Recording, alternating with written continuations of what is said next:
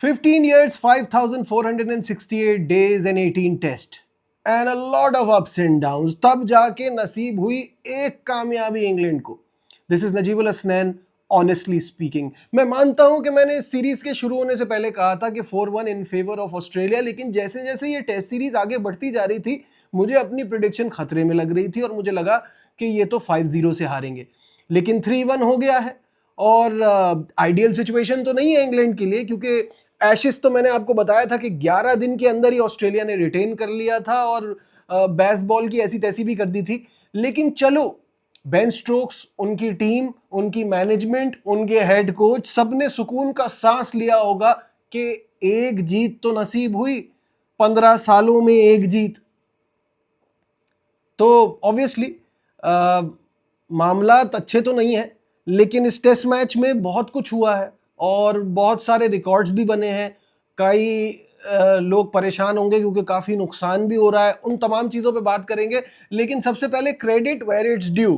तो आज मैं क्रेडिट देना चाहूंगा बासिद अली को, जो मेरा दूसरा चैनल है गेम प्लान. उसमें तबसरे के दौरान बासिद भाई ने 2 बातें कही थी. उन्होंने कहा था कि जो क्रिकेट को इज्जत नहीं देता, क्रिकेट उसको इज्जत नहीं देता. जो स्कॉट बोलैंड को ओपनर भेजा है, ये हमने टेस्ट क्रिकेट में देखा ही नहीं है. हुआ होगा कभी, लेकिन मैंने तो नहीं देखा कि ओपनर नाइट वॉचमैन जा रहा हो.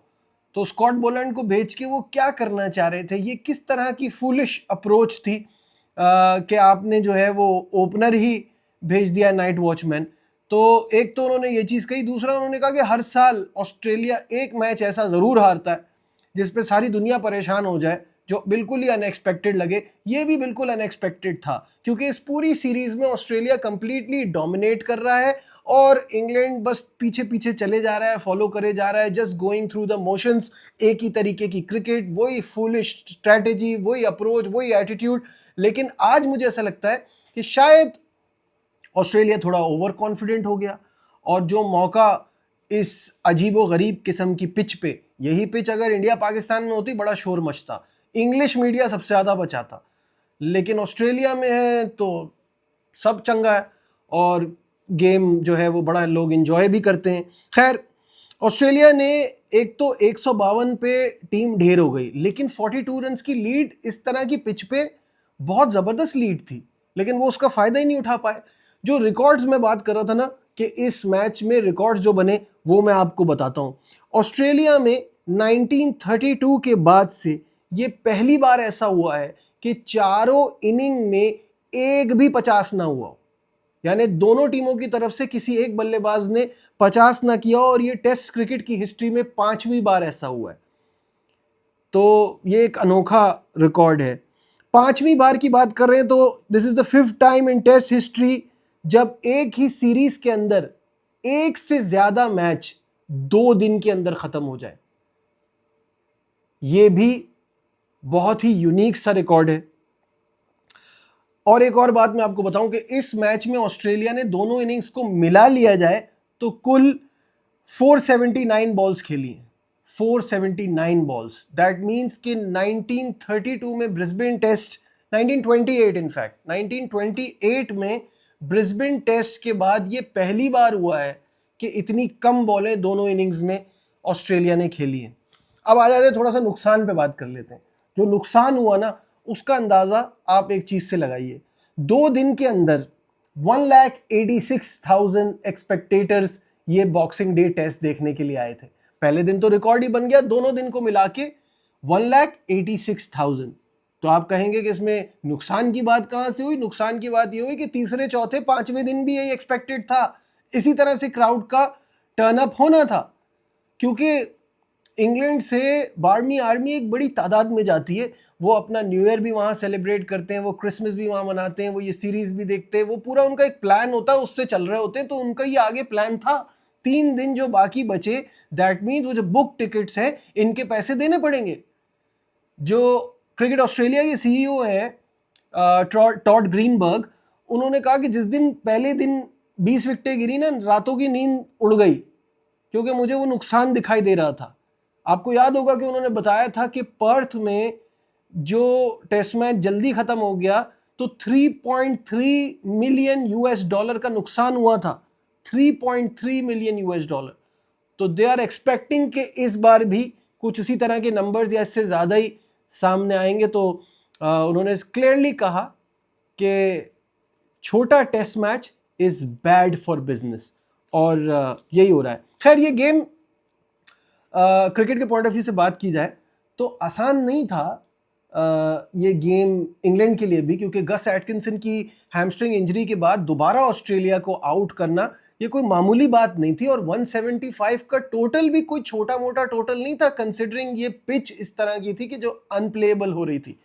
लेकिन दोनों टीमें ये बात जानती थी कि अगर यहाँ जीतना है तो स्टार्ट अच्छा मिलना बहुत ज़रूरी है, and that's why Ben Duckett and Jack Crawley made sure कि अच्छा स्टार्ट मिले। 37 जैक क्रॉली ने किए 48 बॉल्स पे, बेन डकेट ने 34 किए 26 बॉल्स पे, जेकब बेथल ने भी अपनी 40 रन की मारधार फुल घुमाई, हैरी ब्रोक 18 और जेमी स्मिथ 3 पे नॉट आउट आए, और इस तरह से इस मैच में कामयाबी हासिल की इंग्लैंड ने।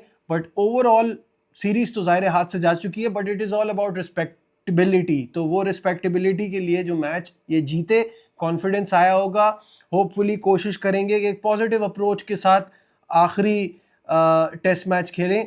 लेकिन ये ऑस्ट्रेलिया है, ये वो बला है जिसको हार बर्दाश्त नहीं है, तो they will come back stronger than ever अगले टेस्ट मैच में। आप क्या सोचते हैं कमेंट्स में ज़रूर बताइएगा। और मूविंग ऑन, आपको ये भी पता होगा कि पाकिस्तान अंडर 19 टीम जो अंडर 19 एशिया कप जीतने के बाद अब वर्ल्ड कप के लिए उसकी तैयारी के लिए जो ट्राई सीरीज़ चल रही है, ट्राई नेशन अंडर 19 का एक इवेंट खेल रहे हैं जिम्बाब्वे में, जिसमें जिम्बाब्वे, अफगानिस्तान और पाकिस्तान है। इस ट्राई सीरीज़ का पहला मैच जिम्बाब्वे और अफगानिस्तान के दरमियान था, जो नो रिजल्ट रहा। आज अफगानिस्तान और पाकिस्तान का मुकाबला था। It seemed like a normal game for Pakistan, कोई इतना बड़ा टारगेट नहीं था, बट वो जो सीनियर टीम की प्रॉब्लम है, जूनियर में भी वही है कि सनसनीखेज तो मुकाबले को बनाना है, एक साथ इतनी सारी विकेटें गिर गई तो थोड़ी परेशानी हुई, और एंड में because of that brilliant performance by Zahoor ने जिस तरह से खेला, कमाल कर दिया, और 68 रन्स की इनिंग खेली है हमजा जहूर ने, 68 ऑन 51 बॉल्स। तो बेसिकली मैं आपको बताऊं हुआ क्या इस मैच में। पाकिस्तान ने टॉस जीता और and they elected to field, which was a little surprising for me considering batting इनकी स्ट्रेंथ नहीं है, और ये जो अफगानी लड़के हैं, लड़के कहना थोड़ा अजीब लग रहा है इनको, जो थोड़े आदमी टाइप लग रहे हैं, अंडर 19 तो कहीं से नहीं लग रहे, उनकी बॉलिंग उनकी स्ट्रेंथ है, तो ये मुझे टॉस पहले समझ नहीं आया। बट एनी हाउ, अफगानिस्तान की 4 रन पे पहली विकेट गिरी जब खालिद अहमद जई को सयाम ने बोल्ड किया, फिर उमर सादत और फैसल शिनजादा ने जो है वो 70 रन की पार्टनरशिप लगाई। उस पार्टनरशिप में दे मेड श्योर कि कोई कोलैप्स ना हो। फैसल ने 31 किया, उस्मान ने 70 रन की इनिंग खेली। कैप्टन महबूब खान के 49 भी बड़े इंपॉर्टेंट रहे, लेकिन वो जो शुरू में कोलैप्स से बच रहे थे वो एंड में हो गया। 189 फॉर 4 से 226 ऑल आउट।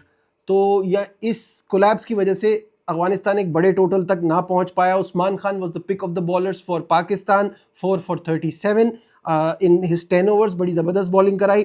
पाकिस्तान का रन चेस बिल्कुल अच्छा साबित नहीं हुआ, क्योंकि हमारे स्टार प्लेयर जिन पे हम बहुत ज़्यादा डिपेंड करते हैं, जो एक सुपर परफॉर्मेंस देकर आ रहे हैं पीछे से, समीर मिनास, वो 0 पे आउट हो गए।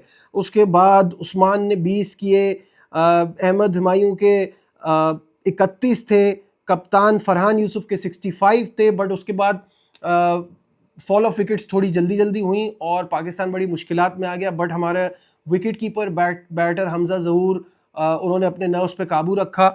वैसे तो वो ओरिजिनली एक ओपनर की हैसियत से खेलते रहे हैं, बट 7वें नंबर पे भी आकर वो अपनी इंपॉर्टेंट शो कर रहे हैं, और ये बहुत ज़बरदस्त जगह है उनके लिए, जहां उन्होंने ये 68 रन की नॉक खेली, लास्ट मैन के साथ वो लगे रहे और मैच फिनिश कराया। ही मेड श्योर, तो कामयाबी मिली पाकिस्तान अंडर 19 टीम को इस पहले मैच में ट्राई सीरीज़ के अंदर, तो which is a good sign. असल मकसद है तैयारी, प्रैक्टिस, तो इस तरह के क्रंच मैचेस में भी उनको प्रैक्टिस मिली है, ये अच्छी बात है। खैर एनी हाउ, आप क्या सोचते हैं इस पर कमेंट्स में ज़रूर बताइएगा। लाइक शेयर सब्सक्राइब देखते रहिए नजीब अल हसनैन ऑनेस्टली स्पीकिंग। बाय।